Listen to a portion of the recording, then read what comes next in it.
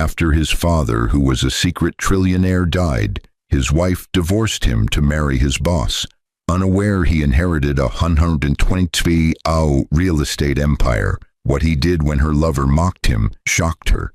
The funeral had barely ended when Daniel Reed's wife, Catherine, handed him divorce papers in the lawyer's office, but she had no idea the man she was abandoning had just become one of the wealthiest individuals on the planet.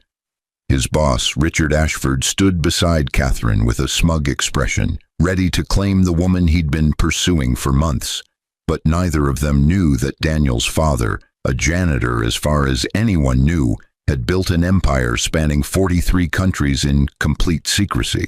The $120 billion real estate portfolio included everything from Manhattan skyscrapers to entire islands in the Pacific. But Daniel had learned about his inheritance only moments before Catherine announced she was leaving him for the man who had spent years humiliating him at work. Richard mocked him right there in the mahogany-paneled room, laughing about how Catherine deserved a real man with a real future. But what Daniel did next would change everything Catherine thought she knew about success, power, and the biggest mistake of her life. Would Daniel reveal his newfound wealth immediately, or would he let them discover the truth in the most devastating way possible? Could Catherine live with herself once she realized she'd traded a $120 billion empire for a middle manager's salary? What would Richard's face look like when he discovered the man he'd tormented for years now owned the company where he worked? The rain hammered against the windows of Whitmore and Associates as Daniel Reed sat in the leather chair that still held the warmth of his father's absence. But the coldness in Catherine's eyes made the November storm feel tropical by comparison. She slid the papers across the table with manicured fingers that had once traced promises on his chest. But now those same hands belonged to Richard Ashford in everything except legal documentation. "Sign them, Daniel," Catherine said, her voice carrying the practiced indifference of someone who had rehearsed this moment. "We both know this marriage died years ago." Daniel stared at the divorce decree, but his mind was still processing what Jonathan Whitmore, his father's attorney, had revealed just 20 minutes earlier in the private conference room down the hall. His father, Thomas Reed, the man who had cleaned office buildings for 40 years, the man who wore the same 3 flannel shirts in rotation, the man who clipped coupons and drove a 1987 Honda Accord until the day he died, had been worth $120 billion. "Your father was extremely careful," Jonathan had explained, spreading documents across the table like a card sharp, revealing a winning hand. "He built his empire under 17 different holding companies, 73 shell corporations, and purchased properties through networks so complex that even the IRS never connected the dots. He started in 1979 with a condemned building in Detroit that he bought for $8,000, but he saw what others didn't: the coming revitalization, the patterns of urban development, the mathematics of gentrification." Daniel had listened in stunned silence as Jonathan outlined an empire that defied comprehension. His father owned the Ashford Tower where Daniel worked, but he also owned the building next to it and the one next to that. He owned 412 commercial properties in New York alone, but that was merely the beginning.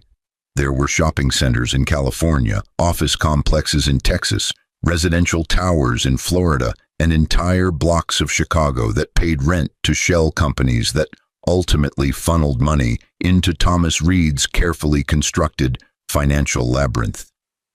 He owned 17 of the properties on Park Avenue, Jonathan continued, pulling out a map marked with red dots that looked like a rash spreading across Manhattan. He owned the hotel where you and Catherine had your wedding reception, but he also owned the restaurant where you proposed, the building where Catherine's parents live, and the hospital where you were born. The international holdings were even more staggering. Thomas Reed had purchased struggling properties during economic crises, buying when everyone else was selling, but he had done so with a patience and vision that bordered on prophetic. He owned office buildings in London, residential complexes in Tokyo, commercial districts in Singapore, and 3 entire islands in French Polynesia that he'd acquired during a banking crisis in the 1990s. "Why?" Daniel had asked, his voice barely above a whisper. "Why live like he lived if he had all this?" Jonathan had smiled sadly, adjusting his wire-rimmed glasses. "Your father believed that wealth attracted parasites, but poverty revealed character. He wanted to know who you truly were before you knew what you had. He wanted you to build your own strength, your own integrity, your own sense of self-worth without the corruption that comes from inherited wealth. He specified in his will that you were not to know about any of this until after his death, but he watched everything you did with tremendous pride." Now, sitting across from Catherine and Richard, Daniel understood his father's wisdom with crystalline clarity. Catherine had met him when he was an associate project manager at Ashford Real Estate Development, but she had fallen in love with his potential, not his person. She had loved the man she thought he would become, but when that future seemed to plateau, when promotions went to others, when Richard made it clear that Daniel would never rise beyond his current position, her love had evaporated like morning dew under a blowtorch. Richard Ashford stood behind Catherine with his hand possessively on her shoulder, but his expression carried the smugness of a man who believed he had won a competition that Daniel hadn't known they were having. Richard was everything Catherine wanted: ambitious, connected, powerful within the company hierarchy. He wore Tom Ford suits while Daniel wore off-the-rack Jaws. A bank, but what neither of them knew was that Daniel now owned Tom Ford's building on Madison Avenue, along with 47 other properties within a 6-block radius.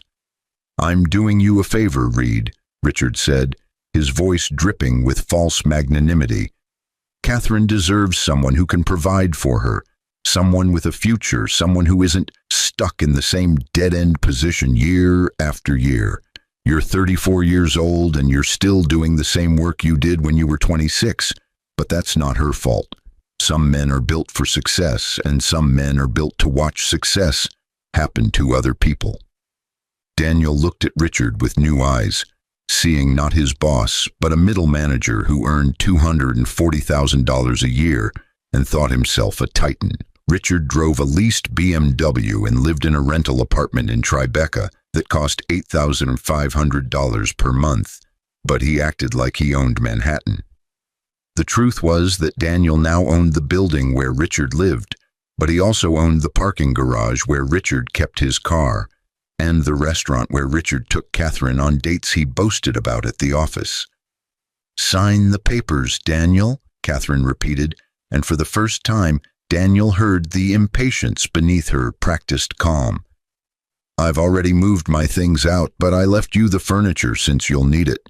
Richard and I are getting married next month in Turks and Caicos, and I'd like this to be finalized before then."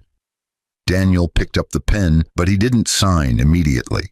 Instead, he looked at Catherine, really looked at her, and saw a stranger wearing his wife's face. They had met at a charity function 6 years earlier, but she had pursued him with an intensity that had felt like destiny.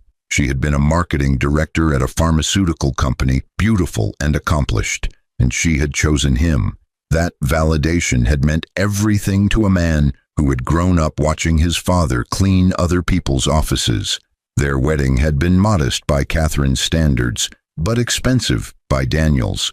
They had honeymooned in Barcelona, but Catherine had complained about the hotel, the restaurants, the tours that Daniel could barely afford. She had wanted the presidential suite, but settled for a standard room, and that settling had become the theme of their marriage. She settled for a 2-bedroom apartment instead of a townhouse, but she reminded him of this sacrifice regularly. She settled for Caribbean vacations instead of European ones, but she made sure he knew what she was giving up. She settled for him, but now she had found someone she believed required no settling at all. "Before I sign," Daniel said quietly, "I want to understand something. When did you decide it was over?" Catherine sighed, exchanging a glance with Richard that spoke volumes about their private conversations. Does it matter? We grew apart, Daniel. You became comfortable with mediocrity, but I wanted more from life. Richard offers me a partnership, but you offered me waiting. Always waiting for things to get better, for your next review, for your next opportunity, but nothing ever changed. I see, Daniel said, and he did. He saw everything with perfect clarity, the way Catherine had slowly withdrawn her affection, the way she had stopped asking about his day, the way she had begun staying late at work with increasing frequency. He saw the pattern now, the months of emotional preparation she had done before serving these papers, but he also saw something else. He saw the future she had chosen and the future she had rejected, and the gap between them was measured in billions. Richard checked his Rolex, a 42mm submariner that he wore like a badge of honor, but Daniel's father had owned a collection of 17 vintage Patek Philippe's that were collectively worth more than Richard would earn in 3 lifetimes. Can we move this along? Catherine and I have dinner reservations at Le Bernardin at 8, and I don't want to be late. Daniel signed the papers with steady hands, but his mind was already 3 moves ahead. He had learned chess from his father during long evenings in their small apartment, and Thomas Reed had taught him that the most devastating victories came from letting your opponent believe they were winning until the moment you revealed they had already lost. Congratulations, Daniel said, standing and extending his hand to Richard. I hope you'll both be very happy. Richard shook his hand with the grip of a man asserting dominance, but Daniel felt nothing except a distant pity. Catherine gathered the papers, relief evident in her posture, and Daniel wondered if she felt anything at all beyond eagerness to begin her new life. For what it's worth, Catherine said at the door, I did love you once. You were kind and thoughtful, and everything I thought I wanted, but I needed someone who wanted more from life. I hope you find someone who's satisfied with simple things, because you deserve to be happy too. They left together, Richard's hand on the small of Catherine's back, and Daniel watched them disappear into the elevator that would take them down 47 floors to the street level. He waited until the doors closed before pulling out his phone and calling Jonathan Whitmore. It's done, Daniel said. She signed. And you didn't tell her? Jonathan asked. No, Daniel replied. I have other plans, but I'll need your help implementing them. What did you have in mind? Daniel looked out the window at the Manhattan skyline, seeing it not as a collection of buildings, but as a portfolio he now controlled. My father spent 40 years building this empire in secret, but he did it with a purpose. He wanted to help people, to create opportunities, to make a difference without ego or recognition. I want to honor that, but I also want justice for every person Richard Ashford has humiliated, every employee he's underpaid, every dream he's crushed to feed his own ambition. Ambitious, Jonathan observed. What's your first move? Richard is planning to pitch a development project next week, the Riverside Towers project that's been in planning for 2 years. He thinks securing that project will cement his position for a vice presidency, but he doesn't know that I own the land through one of my father's holding companies. I want you to reject Ashford's bid and accept the counter-proposal from Harrison Development instead. Harrison is offering $20 million less than Ashford, Jonathan pointed out. I know, but Harrison actually cares about creating affordable housing units, while Richard's plan is luxury condos that will displace 1,500 families. My father didn't build his empire by stepping on people, and neither will I. Over the next 3 weeks, Daniel transformed his life with surgical precision, but he did it invisibly. He continued going to work at Ashford Real Estate Development, arriving at 8:15 a.m. and leaving at 5:30 p.m., but his evenings were now spent with Jonathan Whitmore and a team of financial advisors, learning to manage an empire that spanned continents. He studied his father's investment philosophy, reading through 40 years of handwritten journals that revealed a man of extraordinary intelligence and compassion. Thomas Reed had not simply bought properties, He had saved communities. When factories closed and towns died, Thomas Reed had purchased entire commercial districts at pennies on the dollar, but instead of flipping them for profit, he had renovated and leased them at below-market rates to local businesses. He had bought apartment buildings in gentrifying neighborhoods, but he had capped rent increases and created programs that helped long-time residents stay in their homes. He had acquired struggling shopping centers, but he had recruited minority-owned businesses and provided them with favorable lease terms that traditional landlords would never consider. Your father believed that wealth was a tool for social engineering, Jonathan explained during one of their evening sessions. He could have been worth $300 billion if he had maximized profits, but he chose to be worth $120 billion while actually improving the lives of the people in his properties. He wasn't a philanthropist in the traditional sense. He wasn't giving money away. He was using capitalism as a mechanism for equity, creating value while distributing it more fairly than the system typically allows. Daniel absorbed these lessons like a man discovering his true heritage, but he also watched Richard Ashford self-destruct in slow motion. The Riverside Tower's rejection had hit Richard like a freight train, and he had spent the last 2 weeks trying to understand how Harrison Development had secured a property that Ashford had locked up with exclusive negotiating rights.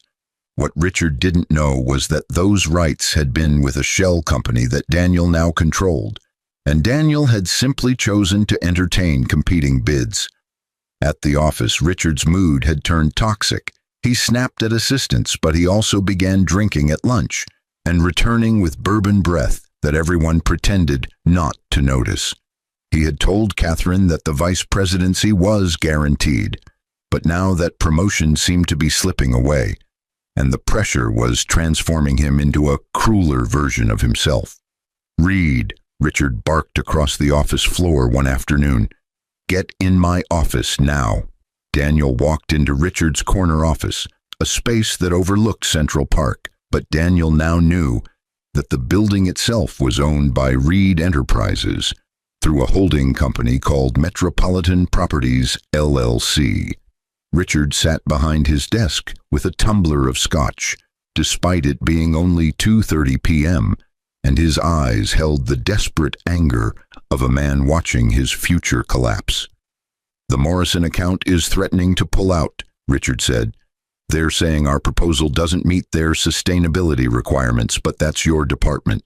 You're supposed to be handling the environmental impact assessments. So what the hell happened?" Daniel had indeed been handling those assessments, but he had also been honest about them. The Morrison account was a real estate investment trust looking to develop a waterfront property in New Jersey, but their plans included dumping construction waste in wetlands that served as a critical habitat for migratory birds. Daniel had documented this in his report, but Richard had told him to revise it to make the environmental impact seem negligible. "I gave you an accurate assessment," Daniel said calmly. "The project as designed violates 3 federal environmental statutes and 2 state regulations. Morrison is pulling out because they did their own due diligence and discovered what I told you in the first place. The project can't move forward without significant redesign." Richard stood, his face flushing red. "Your job isn't to do accurate assessments, Reed. Your job is to help us win clients, but you're so busy being morally superior that you cost us a $15 million contract. This is exactly why you'll never move up in this company. You don't understand that sometimes you have to bend the rules to succeed." "Bending the rules and breaking the law are different things," Daniel replied. "I won't sign my name to documentation that could result in criminal liability." "Then maybe you should find somewhere else to work," Richard shot back. "I've tolerated your Boy Scout routine because Catherine asked me to go easy on you, but she's with me now, and I don't owe you anything. You're fired, Reed. Clean out your desk and be gone by 5. Daniel had anticipated this moment, but he hadn't expected it to feel so liberating. "I'll need that in writing," he said quietly. "Excuse me?" Wrongful termination suits are expensive, but I'll need documented cause for my dismissal in writing before I leave." Richard's eyes narrowed, but he was smart enough to recognize a legal trap. "Get out of my office," he said instead. "You're on unpaid administrative leave pending review. We'll have HR contact you about next steps, but I'd start looking for a new job if I were you." Daniel returned to his cubicle and began packing his personal items into a cardboard box. A photo of his father, a coffee mug from Barcelona, a small plant that had somehow survived 3 years of fluorescent lighting. His co-workers avoided eye contact, familiar with Richard's rages, but Susan Chen from accounting stopped by his desk. "I'm sorry, Daniel," she said softly. "Richard's been impossible since the Riverside deal fell through, but taking it out on you isn't fair." "Don't worry about me," Daniel assured her. "Everything works out the way it's supposed to." That evening, Daniel met with Jonathan Whitmore and his father's core advisory team, 5 people who had helped Thomas Reed build his empire and had maintained their silence for 4 decades. There was Margaret Reynolds, a real estate attorney who specialized in complex transactions; David Park, a former IRS investigator who now structured tax-efficient holding companies; Lisa Washington, an urban planning expert who identified emerging markets; Robert Chen, a property manager who oversaw day-to-day operations across the portfolio; and Jonathan himself, who coordinated everything. "It's time to move forward with Phase 2, Daniel announced. "I want to acquire Ashford Real Estate Development." Margaret raised an eyebrow. "The entire company? That's a hostile takeover, Daniel. It'll be expensive, messy, and very public." "I know," Daniel replied. "But Ashford is a cancer in this industry. They've spent 15 years maximizing profits by cutting corners, exploiting workers, and destroying communities. My father would have shut them down years ago if he'd known what I know now. But he compartmentalized his holdings so thoroughly that he didn't realize he already owned many of the properties Ashford manages." David pulled up financial records on his laptop. "Ashford Real Estate Development is publicly traded with a market capitalization of $4.2 billion. But the founding family, the actual Ashfords, still hold 43% of shares. You'd need to acquire at least 51% to gain control, which means purchasing 8% from public shareholders and convincing the Ashford family to sell you their stake." "The Ashfords will never sell to a hostile buyer," Lisa pointed out. "Marcus Ashford founded the company in 1987, and his son Douglas runs it now. It's their legacy, but it's also their identity. They'd rather see the company fail than sell to someone who might change its direction." Daniel smiled. "What if I'm not a hostile buyer? What if I'm a concerned shareholder offering to rescue a struggling company with fresh capital and strategic vision?" "You don't own any Ashford shares," Robert observed. "Not yet," Daniel agreed. "But I will by tomorrow morning. David, I want you to set up a new holding company. Call it Riverside Investment Partners. Margaret, I want you to begin quietly purchasing Ashford shares through multiple brokerage accounts to avoid triggering disclosure requirements. We have 45 days before we hit the 5% threshold that requires SEC filing, but I want to own 12% before anyone notices what's happening." Over the next 6 weeks, Daniel executed the most complex financial maneuver of his life, but he did so with the patient precision his father had taught him through chess and example. Riverside Investment Partners purchased Ashford shares in small increments through 17 different accounts, never buying enough at once to move the market price, but steadily accumulating a position that would shock the financial world. During this time, Catherine married Richard in Turks and Caicos, as planned. Daniel saw the photos on social media, Catherine in a flowing white dress on a beach at sunset, Richard in linen pants and a white shirt, both of them smiling with the confidence of people who believed they had escaped to something better. Catherine had posted a caption about new beginnings and finding someone who matches your ambition. And Daniel had liked the photo with genuine warmth. He bore Catherine no ill will. She had wanted a certain kind of life, and she had pursued it with clarity of purpose. The fact that she had miscalculated Daniel's trajectory wasn't malice, but merely short-sightedness.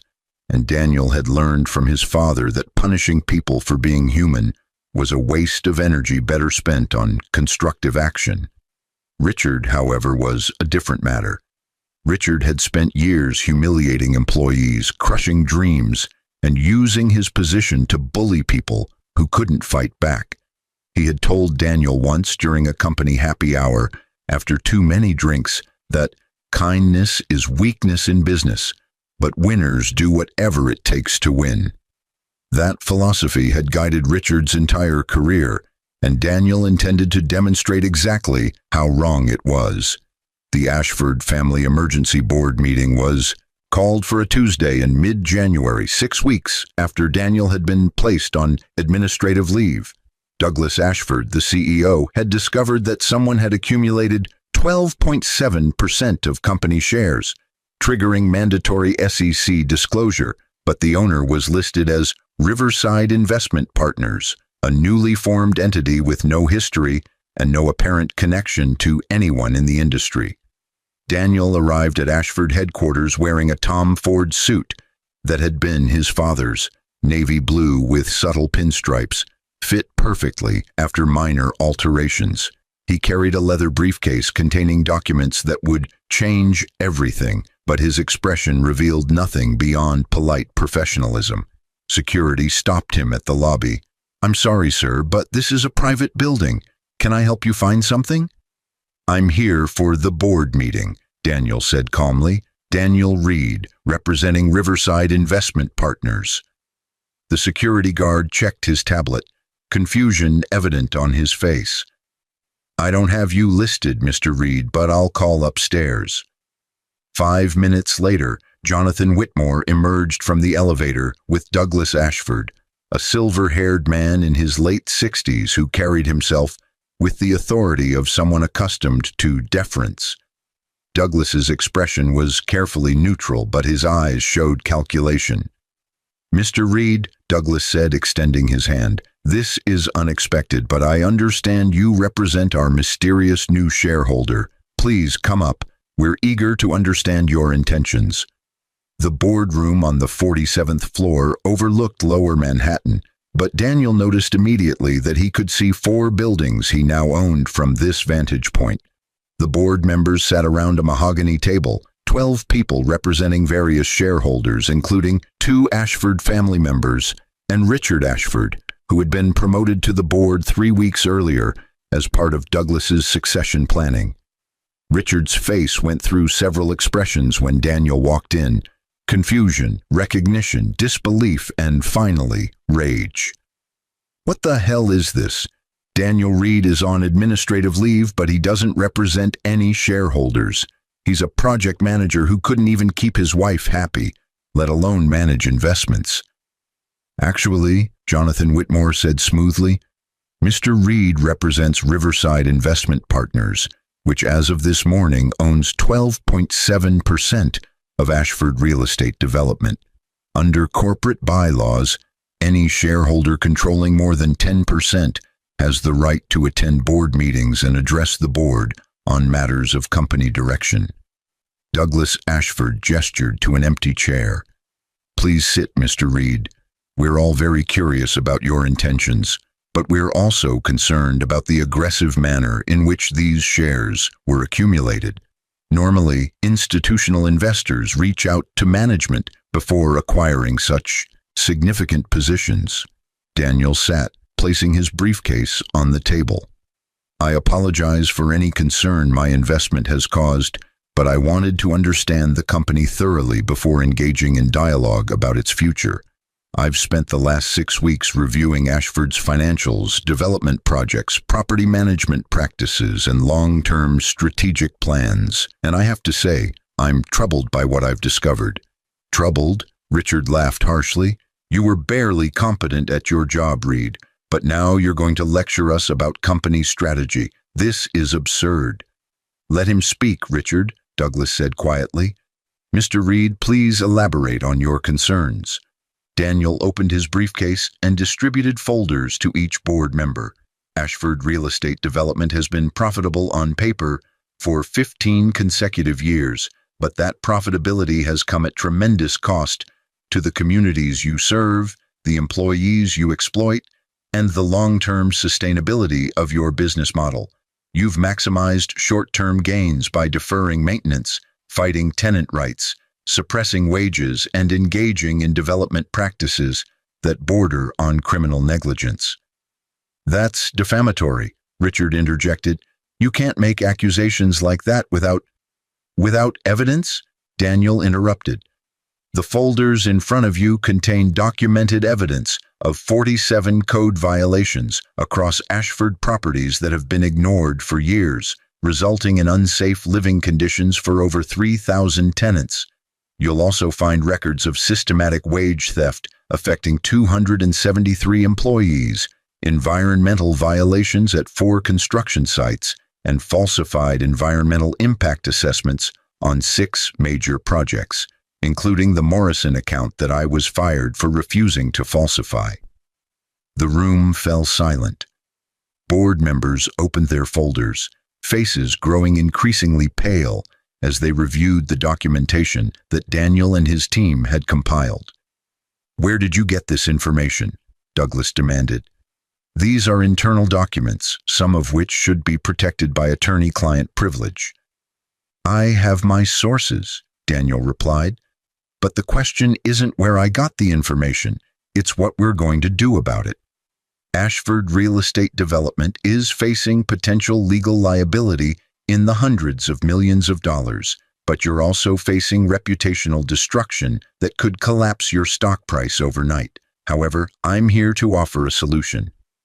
What kind of solution? Douglas asked warily. I'm prepared to purchase the Ashford family's 43% stake in the company for $7 billion, a 35% premium over current market value.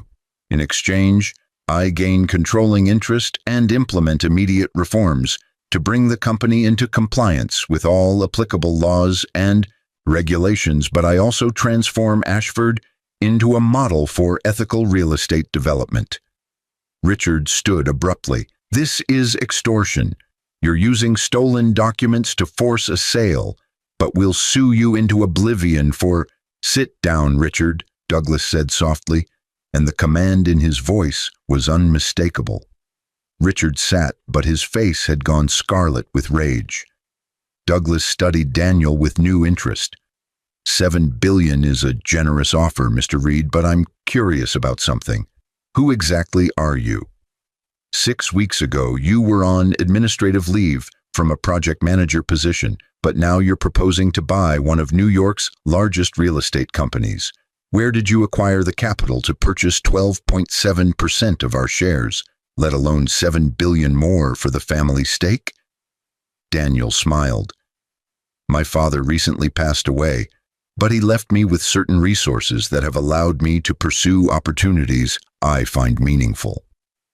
Your father, Douglas repeated slowly, Thomas Reed, the janitor who died in November. The very same. And he left you enough money to buy a real estate empire. Douglas's skepticism was evident. Mr. Reed, I appreciate creativity, but Jonathan Whitmore slid a document across the table. This is a verified letter of credit from J.P. Morgan Chase, confirming that Riverside Investment Partners has immediate access to $9 billion in liquid capital, with additional credit lines available if needed. Mr. Reed's financial capacity is not in question.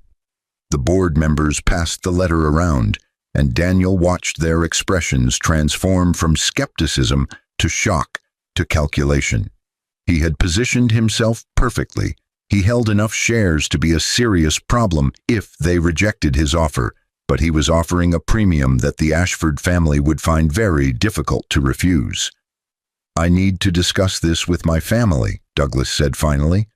This is a significant decision, but it's also an unexpected opportunity.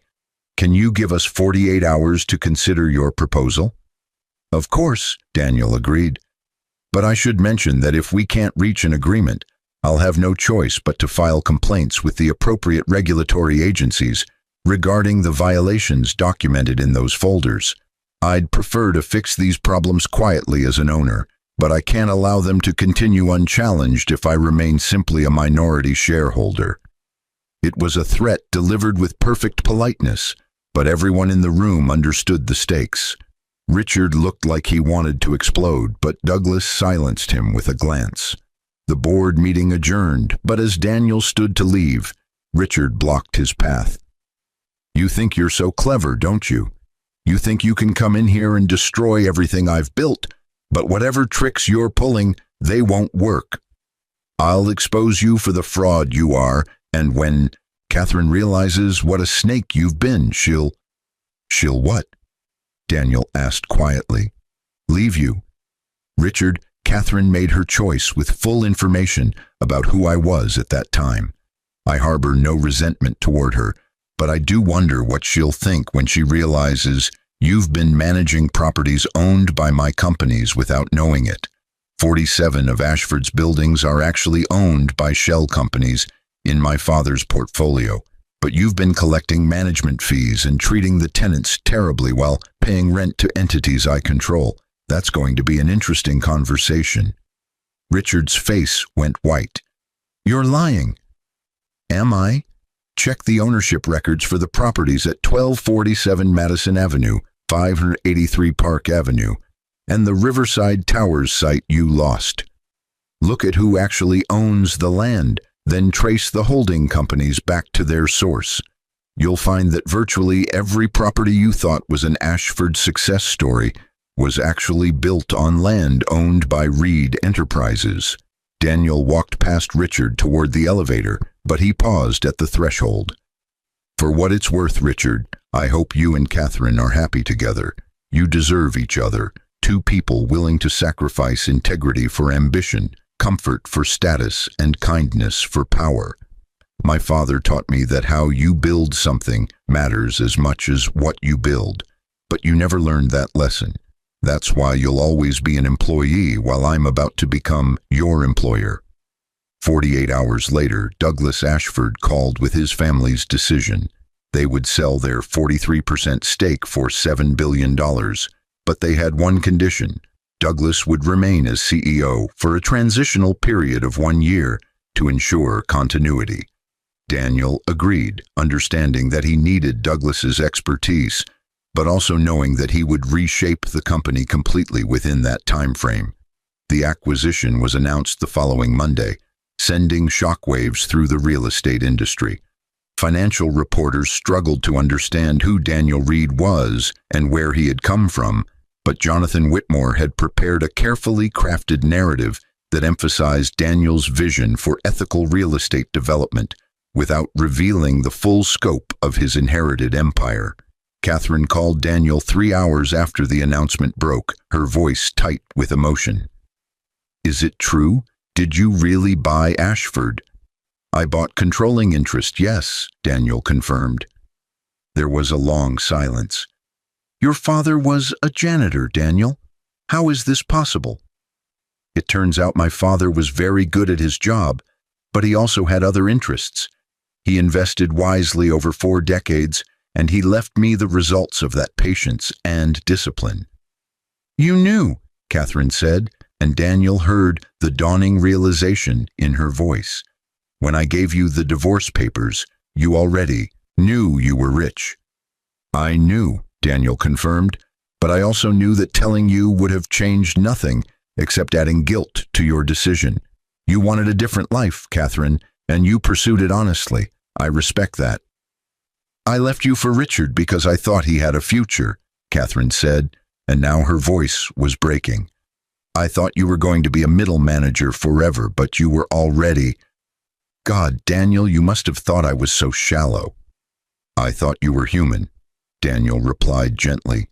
"We all make decisions based on the information we have, but we also reveal our priorities through those decisions. You prioritized wealth and status, which is a valid choice, but it's not a choice I would have made. My father taught me that character is what you do when no one is watching and nothing is at stake, but he also taught me that who you are when everything is at stake reveals your deepest values. I made a mistake, Catherine whispered. I can see that now, but Daniel, is there any chance we could— No, Daniel said firmly but kindly. You're married to Richard, and I genuinely hope you build a good life together. But what we had is over, and it ended for reasons that still exist. You wanted someone who prioritized wealth and success above everything else, but I want someone who prioritizes integrity and compassion. We're fundamentally incompatible, and no amount of money changes that. Catherine was crying now. What are you going to do to Richard? He's terrified that you're going to fire him, but he needs this job, Daniel. We have a mortgage, and Richard will have the opportunity to keep his position if he can adapt to new management expectations, Daniel explained. I'm implementing comprehensive reforms at Ashford, but employees who demonstrate integrity, competence, and genuine care for our tenants and communities will thrive. Those who can't or won't adapt to ethical business practices will need to find opportunities elsewhere. Richard's future is entirely in his own hands. Daniel hung up and turned to face the wall of windows in his new office, Douglas Ashford's former office, which overlooked Central Park from the 47th floor. He had spent the last week meeting with every department at Ashford, learning the company from the ground up, but he had also begun implementing changes that would transform it completely.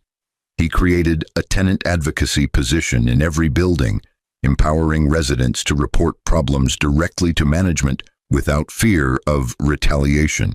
He established a whistleblower protection program for employees, offering bonuses for identifying unethical practices.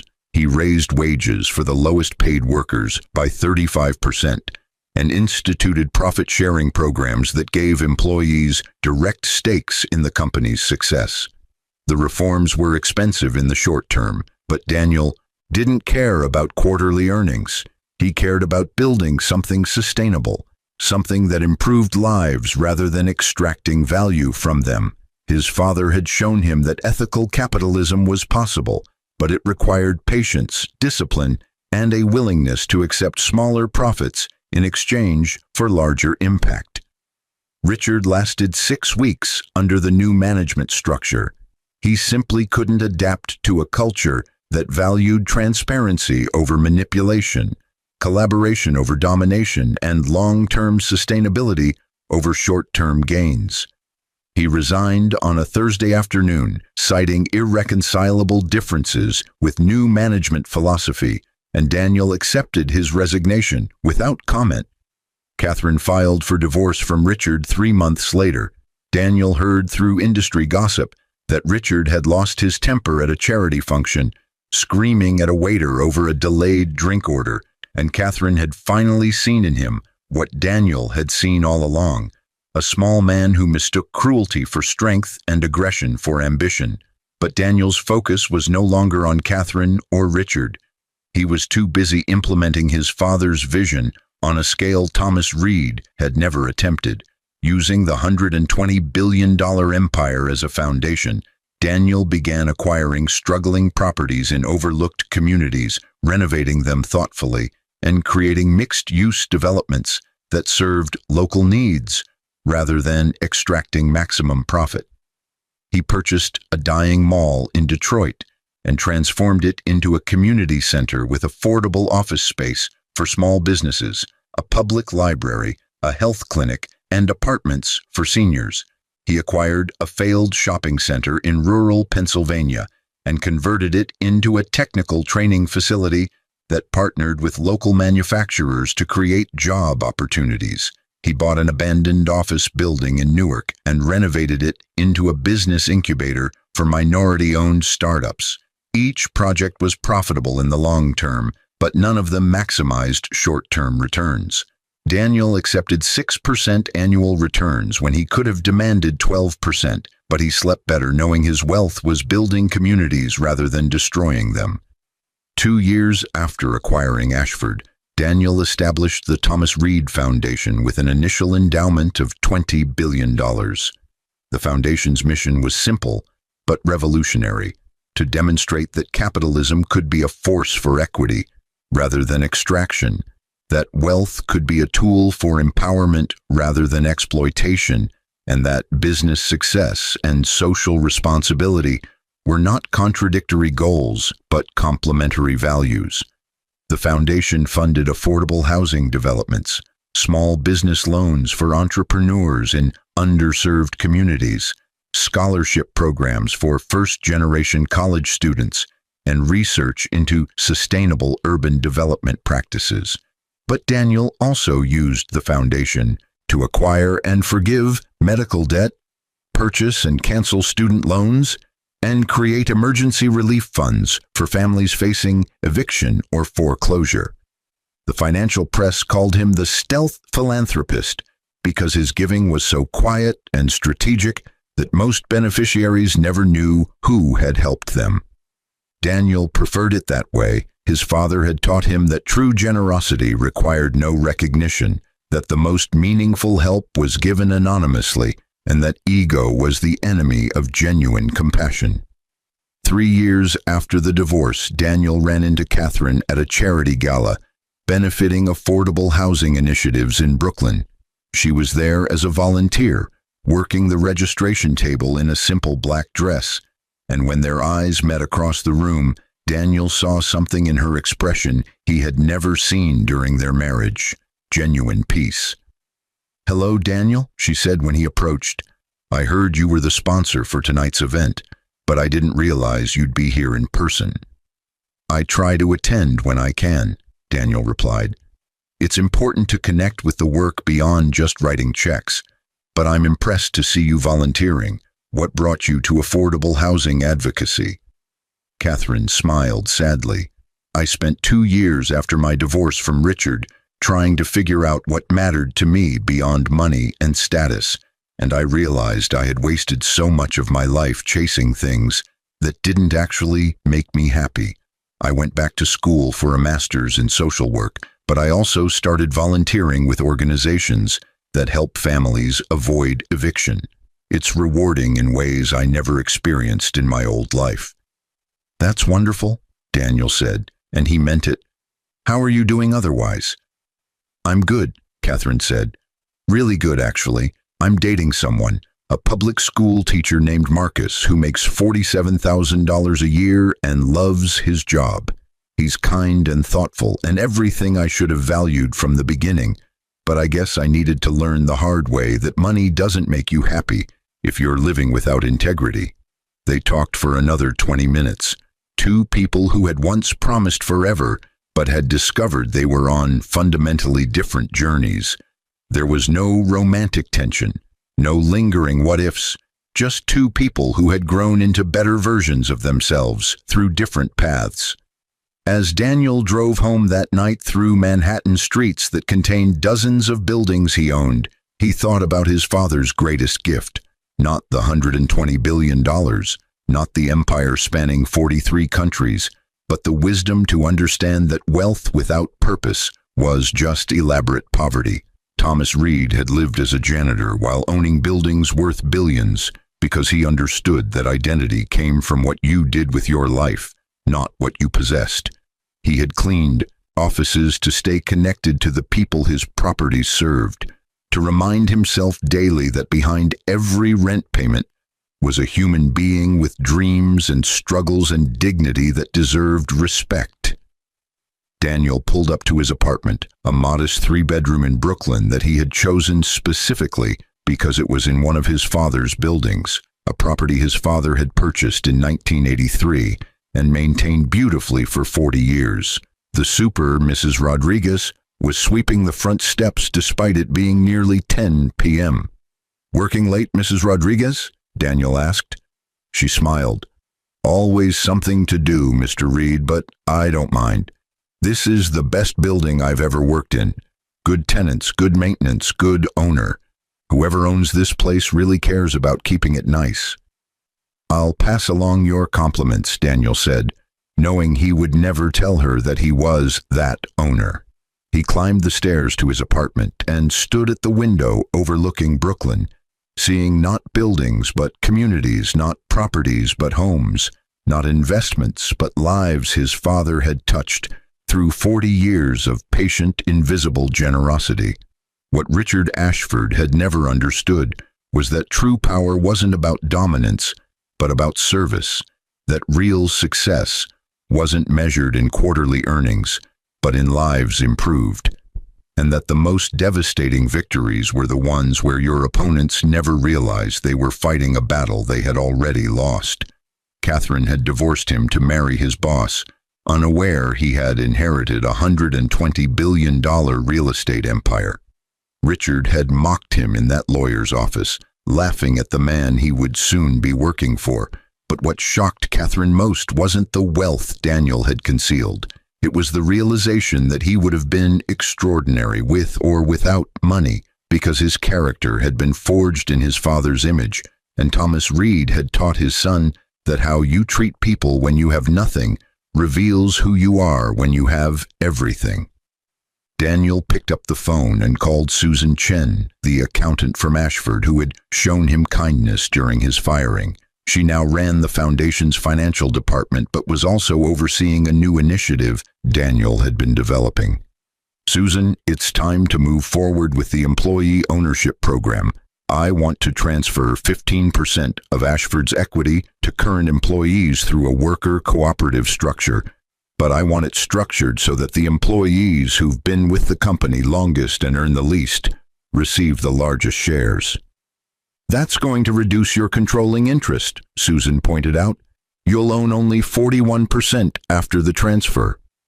"I know," Daniel said, "but my father didn't build this empire to consolidate power. He built it to distribute opportunity. The people who clean our buildings, maintain our properties, and serve our tenants deserve to share in the value they create, but they also deserve a voice in how the company operates." This is what he would have wanted. As Daniel hung up and prepared for bed, he thought about the journey that had brought him here, from a modest project manager watching his marriage dissolve to a man controlling an empire larger than most nations' GDP. But the journey that mattered wasn't measured in dollars or properties. It was measured in the slow, patient work of becoming the man his father had believed he could be. Richard Ashford had mocked him for being stuck in the same position year after year, but what Richard had never understood was that some men build their character in obscurity so they're ready when opportunity arrives, while others chase success so desperately that they become hollow versions of themselves, incapable of handling real power when they finally grasp it. Catherine had left him for someone with a bigger future, but she had failed to recognize that the future isn't something you pursue. It's something you build through daily choices about who you want to become.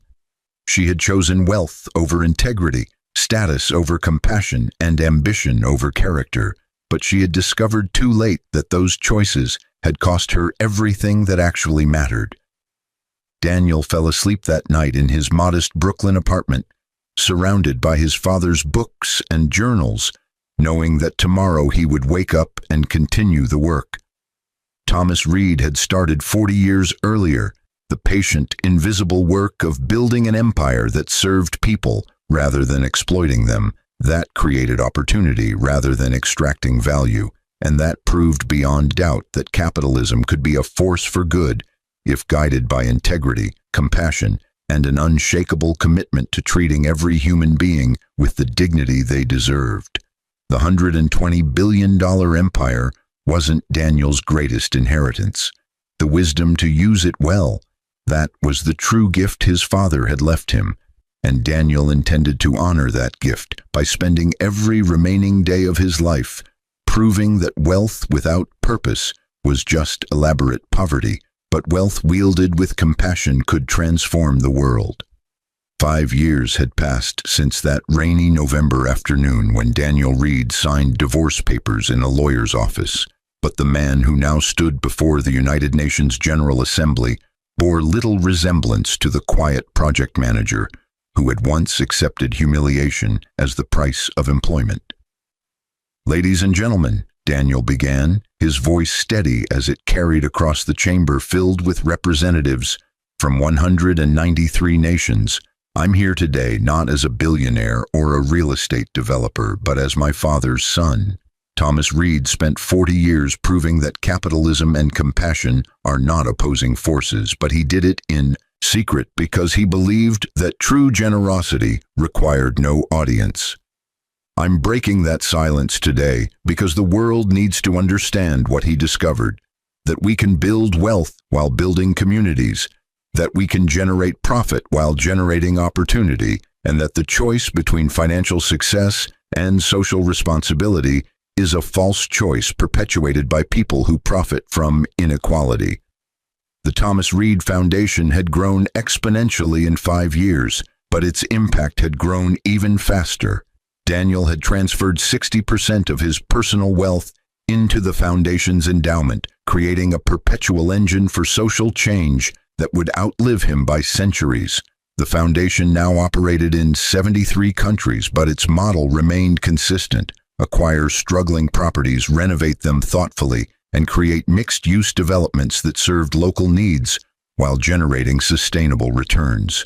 In Detroit, the foundation had transformed 37 abandoned buildings into a thriving innovation district that housed 243 small businesses.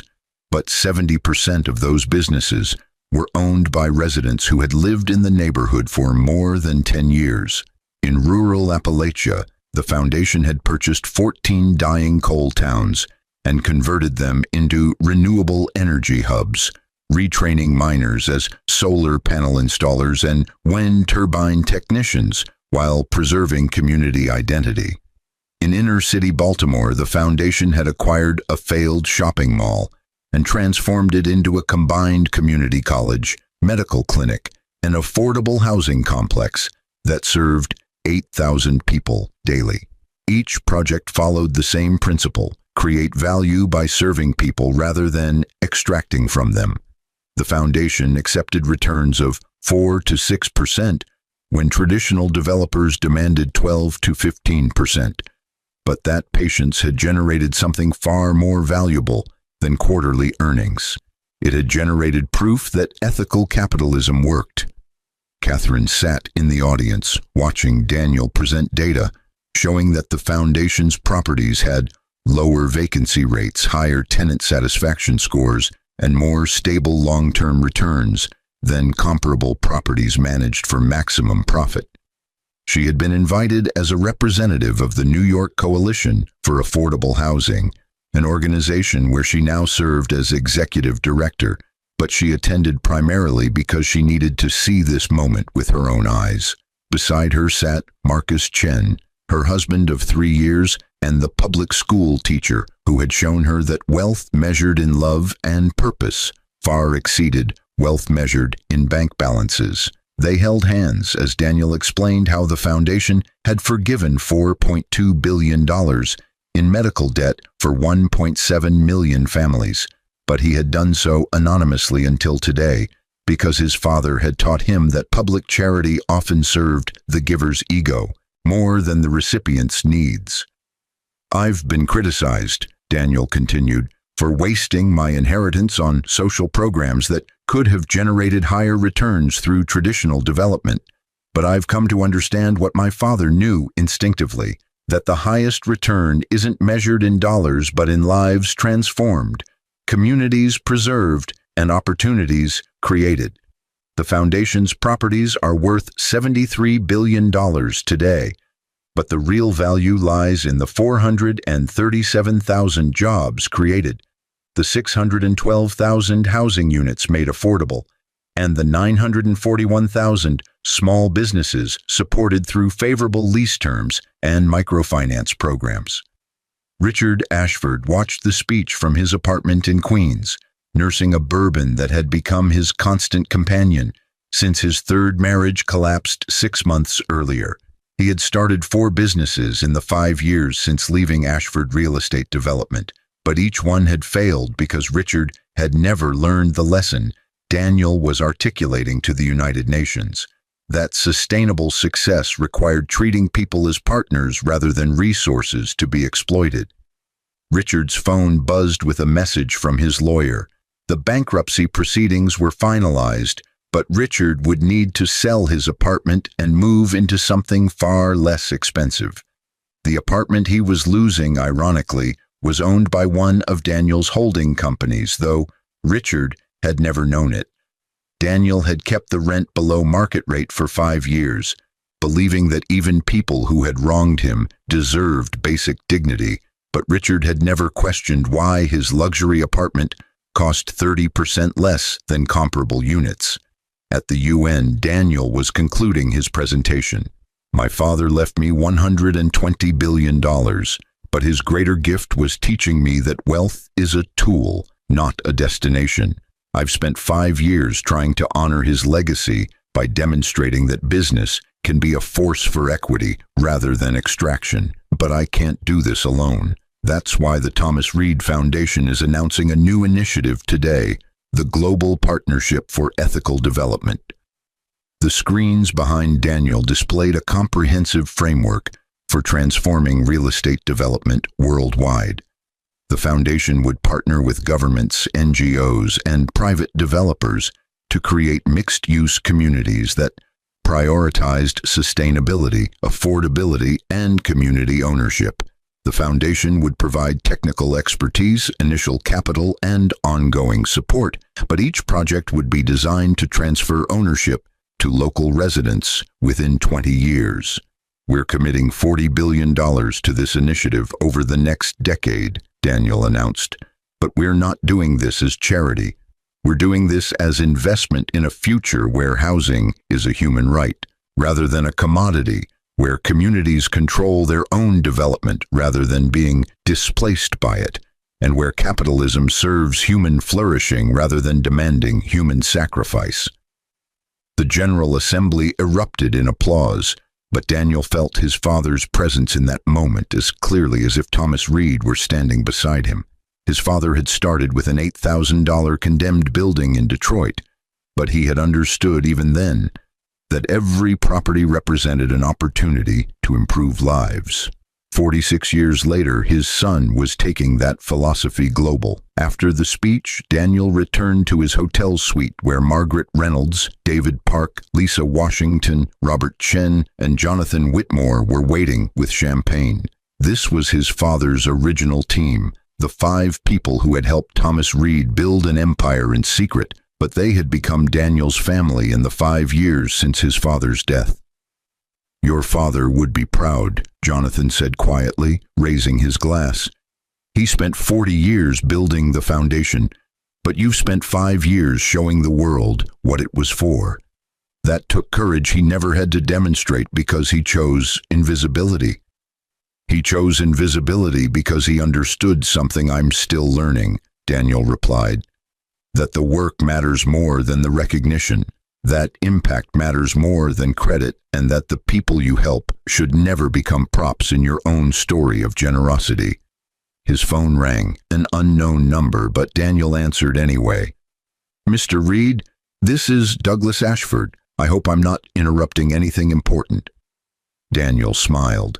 Douglas had retired from Ashford Real Estate Development 3 years earlier, but he had spent his retirement studying the foundation's model and writing a book about ethical business practices that had become required reading in MBA programs worldwide.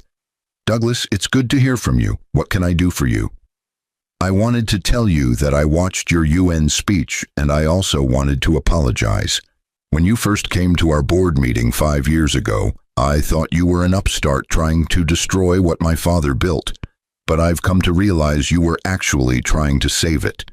Ashford Real Estate Development is more profitable now than it ever was under my management, but more importantly, it's something I can be proud of. You showed me that my father's legacy didn't have to be built on exploitation, and that's a gift I can never adequately repay." "You don't owe me anything," Daniel said, "but I appreciate you calling. How's the book doing?" "It's been adopted by 47 business schools," Douglas said with evident pride. and I'm getting speaking requests from companies that want to transform their cultures.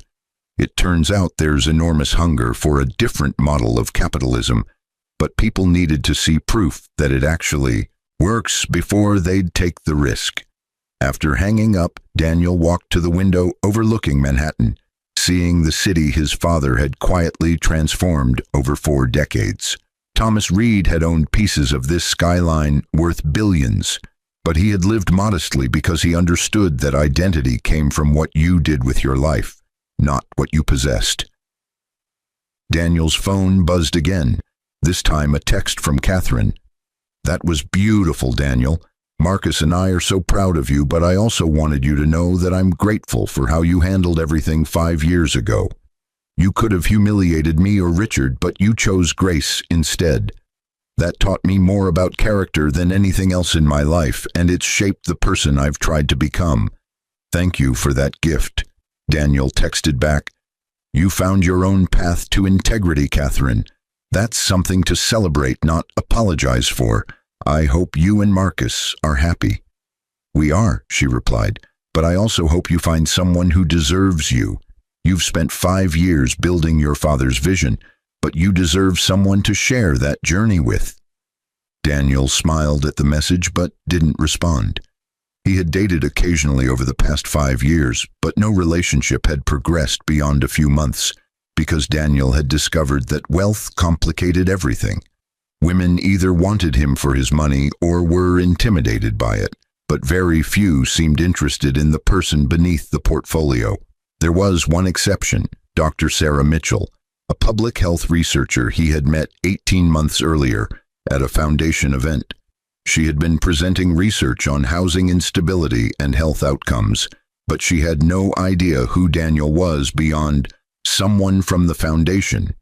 They had talked for 3 hours about urban planning, social determinants of health, and the challenge of creating sustainable change in complex systems. They had been dating quietly for 16 months, but Sarah still didn't know the full scope of Daniel's wealth. She knew he worked for the Thomas Reed Foundation in some kind of leadership role, but she assumed he was a well-paid executive, not the founder and primary funder. Daniel had kept this secret not because he was being deceptive, but because Sarah's genuine interest in him as a person, rather than a portfolio, was precious beyond measure. He called her now, knowing she would be finishing her shift at the community health clinic in Brooklyn, where she volunteered 2 days per week despite having a full-time position at Columbia University.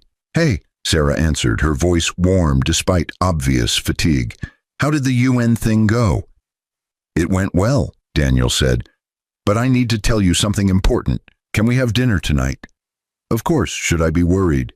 "No," Daniel assured her, "but there are things about my life that I haven't been fully honest about, and you deserve to know the truth." They met at a small Italian restaurant in Brooklyn, the same restaurant where they had their first date, a modest place with checkered tablecloths and a menu that hadn't changed in 30 years.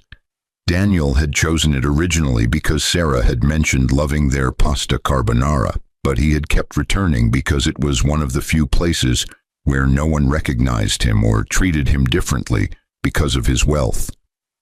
Over dinner, Daniel told Sarah everything about his father's secret empire, about Catherine's divorce, about Richard's mockery, about the $120 billion inheritance, and about the 5 years he had spent trying to honor his father's vision.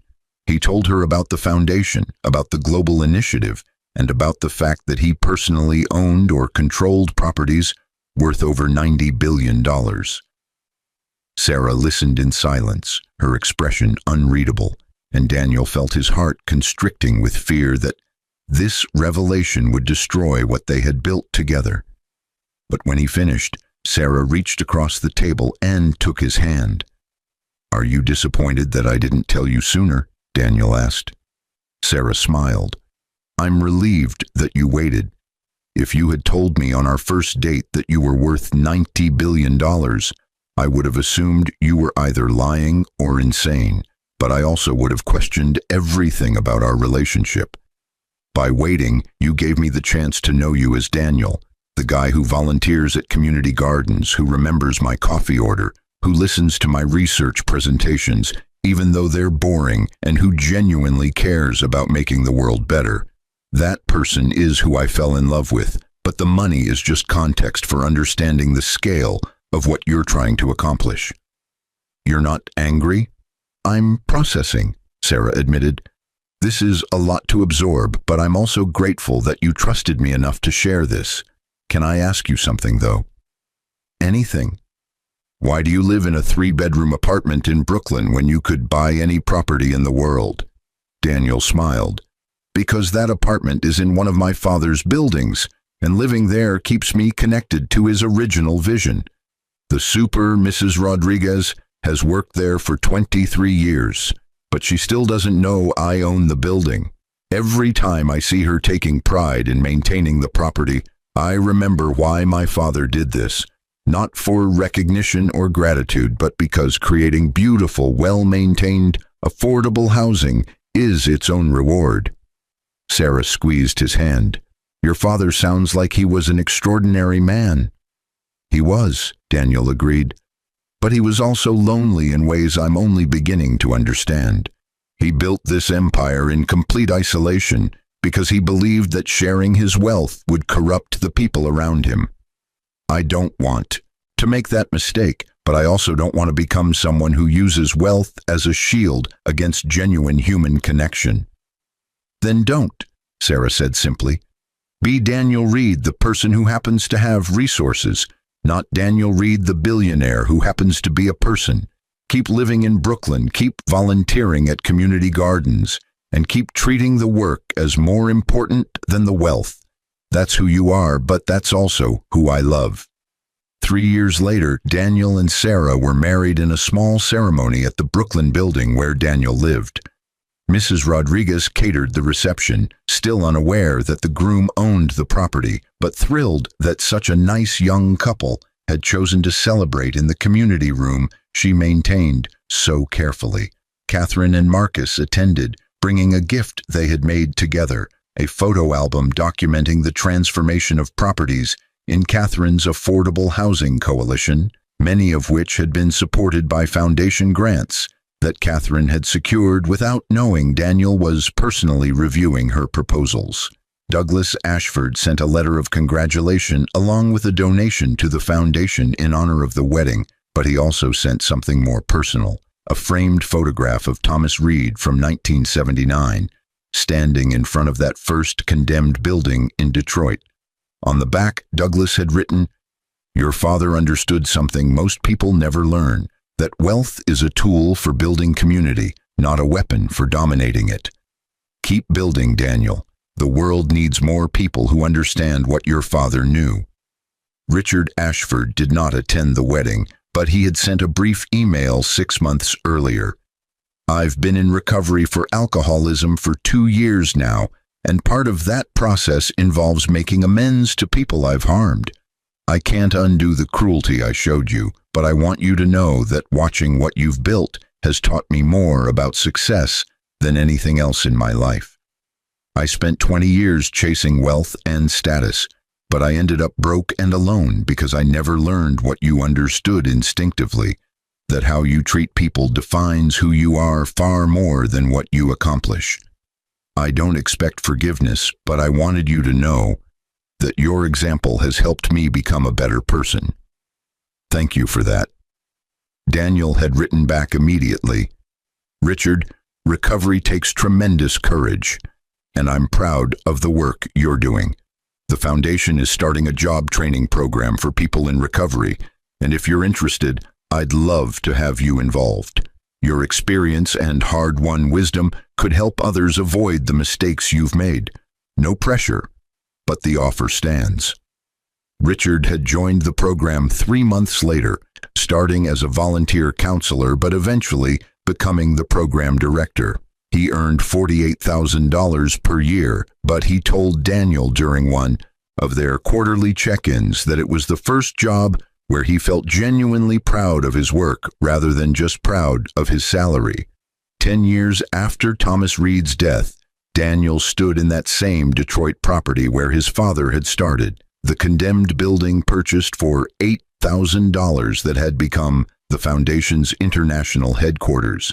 The building had been transformed into a stunning example of adaptive reuse, combining office space for the Foundation's growing staff with affordable housing units, a community health clinic, a business incubator for local entrepreneurs, and a museum documenting Thomas Reed's 40-year journey from janitor to secret trillionaire. The museum had been Sarah's idea.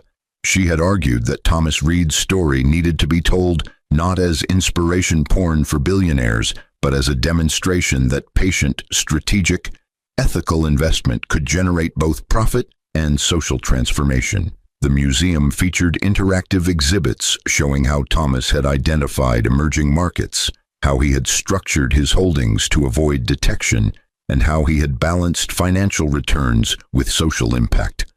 But the museum's centerpiece was a recreation of Thomas Reed's small apartment, the modest space where he had lived for 40 years despite being worth billions. Visitors could see his simple furniture, his carefully organized closet containing those 3 flannel shirts, his kitchen table covered with maps and property records, and his journals documenting 4 decades of careful investment guided by unwavering principles. Next to the apartment recreation was a quote from one of Thomas's journals, dated 1995, "Made $47 million this year from property sales in California, but the money means nothing compared to knowing that 2,100 families have stable housing they can afford. True wealth isn't what you accumulate, it's what you enable others to build. I'm rich not because I have billions, but because I've helped thousands of people create stable lives for their families. That's a return on investment no quarterly earnings report could ever capture." Daniel stood in front of that quote with Sarah beside him and his 3-month-old daughter, Emma Thomas Reed, sleeping in his arms. He had named her after his father because he wanted her to carry forward the legacy of patient, purposeful, ethical wealth creation that Thomas had pioneered. "What do you think he would say if he could see all this?" Sarah asked, gesturing to the museum, the headquarters, and the global network of properties that now served over 2 million people across 73 countries. "I think he would say I'm being too public about it," Daniel replied with a smile. "But I also think he would understand that his strategy of complete invisibility worked for his generation, but not for ours. People need to see proof that ethical capitalism works, but they also need models to follow. By sharing his story and the Foundation's results, we're giving people permission to pursue profit and purpose simultaneously." Emma stirred in his arms, her small hand grasping Daniel's finger with the unconscious strength of new life. He looked at his daughter and wondered what world she would inherit, not just the wealth he would pass down, but the systems and structures that would shape her life. "I'm going to tell her stories about her grandfather," Daniel said quietly, "about how he cleaned offices while owning the buildings, about how he clipped coupons while being worth billions, about how he understood that wealth was a tool for service rather than domination. But I'm also going to tell her that the work isn't finished, that every generation has to choose whether to use their resources to build walls or bridges, to concentrate power or distribute it, to extract value or create it." Sarah kissed him softly. "She's lucky to have you as a father, but she's also lucky to have Thomas Reed's example to guide her.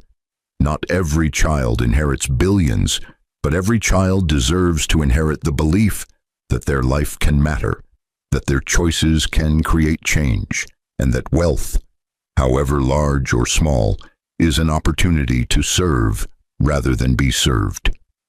25 years after that rainy November afternoon, when Catherine had handed Daniel divorce papers, Daniel Reed stood before the same United Nations General Assembly, but this time he was introducing his daughter Emma, who at 25 years old had become the Foundation's chief operating officer and its driving force for innovation. Emma presented data showing that the Global Partnership for Ethical Development had transformed real estate practices in 143 countries, but more importantly, it had created replicable models that proved ethical capitalism generated superior long-term returns precisely because it prioritized human flourishing over quarterly earnings. My grandfather started with $8,000 and a vision, Emma told the assembly. My father transformed that vision into a global movement, but the work isn't finished because poverty, inequality, and housing instability still affect billions of people worldwide. However, we now have proof, decades of data showing that when you treat housing as a human right, rather than a commodity, when you treat employees as partners rather than resources, and when you treat communities as stakeholders rather than markets, everyone benefits. Tenants have stable housing, employees have meaningful work, communities have sustainable development, and yes, investors still generate returns. The returns are smaller but more stable, more sustainable, and infinitely more meaningful because they're built on a foundation of shared prosperity rather than extracted value. Daniel watched his daughter present with the same pride Thomas Reed must have felt watching Daniel sign those divorce papers without revealing his inheritance. Understanding that character forged in obscurity created strength that wealth could never corrupt. Catherine sat in the audience again, now 62 years old but still beautiful, in the way that comes from lives lived with purpose rather than lives spent pursuing appearance. Marcus had died 3 years earlier from cancer, but Catherine had honored his memory by establishing a scholarship fund for children of public school teachers, a fund that the Thomas Reed Foundation had quietly matched dollar for dollar without telling Catherine until the program's 5th anniversary. Richard Ashford had died 7 years earlier, but he had died sober and at peace, having spent his final decade helping hundreds of men in recovery rebuild their lives.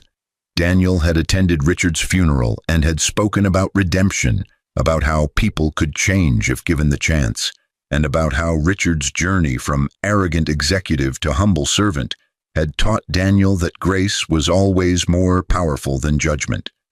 After Emma's presentation concluded, Daniel returned to his Brooklyn apartment, the same 3-bedroom space where he had lived for 30 years despite being worth over $200 billion. Mrs. Rodriguez, now 87 years old, still maintained the building with the same care she had shown for 4 decades, but she had finally learned that Daniel owned the property. "Why didn't you tell me?" she had asked, when the truth emerged during a profile in the New York Times 5 years earlier. "Because you treated me like a neighbor rather than a landlord," Daniel had explained. "That was precious to me, but it was also what my father wanted, to be seen for who he was rather than what he owned. By not telling you, I got to experience what he experienced. Genuine human connection, untainted by wealth." Mrs. Rodriguez had hugged him then, tears streaming down her face. "Your father was the best landlord I ever had, but he was also the kindest man I ever met. He used to help me carry groceries, fix things in my apartment, and always remembered my grandchildren's names. I thought he was just a nice janitor, but he was actually—" She couldn't finish the sentence, overwhelmed by the scope of the deception and the beauty of its purpose. Now, 30 years after his father's death, Daniel sat in that same apartment with Emma and her husband James, a public defender who earned $55,000 per year and thought himself rich because he loved his work. They were discussing the foundation's next initiative, a global program to eliminate homelessness in 50 cities over 20 years by creating permanent supportive housing that combined affordable units with comprehensive social services. "It's going to cost $40 billion, Emma explained, but the data shows that permanent supportive housing costs less than emergency services, incarceration, and hospitalization, so it's actually a better investment than our current approach of managed homelessness. More importantly, it's the right thing to do, but it's also profitable if you're patient enough to measure returns in decades rather than quarters." Daniel listened to his daughter articulate principles his father had pioneered 40 years earlier, and he understood with perfect clarity that Thomas Reed's greatest legacy wasn't the wealth he had accumulated, but the values he had demonstrated. That patience was more powerful than aggression, that service was more meaningful than dominance, and that the highest return on any investment was measured in lives transformed rather than dollars extracted. "Do it," Daniel said. "Your grandfather would approve, but more importantly, it's what we're here to do. The foundation exists to prove that capitalism can be redemptive rather than destructive, but that requires us to consistently choose long-term impact over short-term profit. If we can eliminate homelessness while generating sustainable returns, we'll have created a model that can be replicated globally." As Emma and James left to begin working on the implementation strategy, Daniel stood at his window overlooking Brooklyn and thought about the journey that had brought him here. From a project manager watching his marriage collapse, to a man who had transformed his father's secret empire into a global movement for ethical capitalism. He thought about Catherine, who had chosen ambition over integrity, but had found her way back to purpose through pain and reflection. He thought about Richard, who had chosen cruelty over kindness, but had discovered redemption through recovery and service. He thought about Douglas Ashford, who had inherited a company built on exploitation, but had transformed it into a model of ethical business practices. But mostly he thought about his father, Thomas Reed, the janitor who had been worth billions, the man who had cleaned other people's offices while owning the buildings, the visionary who had understood that wealth was a tool for building community rather than a weapon for dominating it. After his father's death and Catherine's divorce, Daniel could have destroyed Richard with a word, humiliated Catherine with a revelation, or used his wealth as a cudgel to punish everyone who had underestimated him. But his father had taught him something more powerful than revenge, that grace was stronger than judgment, that redemption was always possible, and that the most devastating response to cruelty was not more cruelty, but rather the persistent demonstration that kindness, integrity, and compassion ultimately generated better outcomes for everyone. What Daniel had done when Richard mocked him hadn't shocked Catherine because it was cruel or vindictive. It had shocked her because it was merciful, because Daniel had chosen to build something beautiful rather than destroy something ugly, because he had chosen to create opportunity rather than extract revenge, and because he had understood what Catherine had spent years learning, that how you respond to betrayal reveals your character far more than the betrayal reveals the character of those who wronged you. The sun set over Brooklyn, casting golden light across buildings that housed thousands of families living in stable, affordable housing because Thomas Reed had believed that wealth was a tool for service. Daniel picked up his phone and called the foundation's headquarters in Detroit. "This is Daniel Reed," he said when the night manager answered. "I'd like to increase our quarterly grant distribution by 15% to accelerate our timeline on the homelessness initiative. Can you make sure Emma gets that authorization first thing tomorrow morning?" "Of course, Mr. Reed," the manager replied. "Is there anything else?" "Yes," Daniel said quietly. "Make sure the increase is allocated to programs serving families with children first. My father always believed that investing in children was investing in the future, but he also believed that every child deserved stable housing as a foundation for building their lives. Let's honor that belief with action, not just words." As Daniel hung up and prepared for bed in his modest Brooklyn apartment, surrounded by his father's books and journals, living in a building his father had purchased 43 years earlier for $200,000 and had maintained beautifully ever since, he understood with perfect clarity that he had inherited something far more valuable than $120 billion. He had inherited the knowledge that wealth without purpose was just elaborate poverty, that success without integrity was just decorated failure, and that the highest calling of any human life regardless of financial circumstances, was to leave the world better than you found it by treating every person with the dignity, compassion, and respect they inherently deserved. That was Thomas Reed's true legacy, but it was also the gift he had given his son. Not money, but meaning. Not power, but purpose. Not dominance, but the patient, persistent, revolutionary belief that capitalism could be a force for equity if guided by people who understood that how you build something matters infinitely more than what you build. And in the end, that understanding, that fundamental commitment to building wealth that served rather than dominated, was what had truly shocked Catherine when she discovered what Daniel had inherited. Not the dollars, but the dignity. Not the empire, but the integrity. Not the buildings, but the belief that every person deserved a home, every worker deserved fair wages, and every community deserved development that enhanced rather than extracted. Thomas Reed had died a secret trillionaire, but he had lived as a humble janitor, because he understood that identity came from what you did with your life, not what you possessed. His son had spent 30 years proving that his father's vision could transform the world, but he had done so while living in a 3-bedroom apartment in Brooklyn because he too understood that wealth was a tool, not a destination. And somewhere, in whatever realm exists beyond this one, Thomas Reed smiled at his son's persistent refusal to be corrupted by the very wealth he wielded so powerfully for good.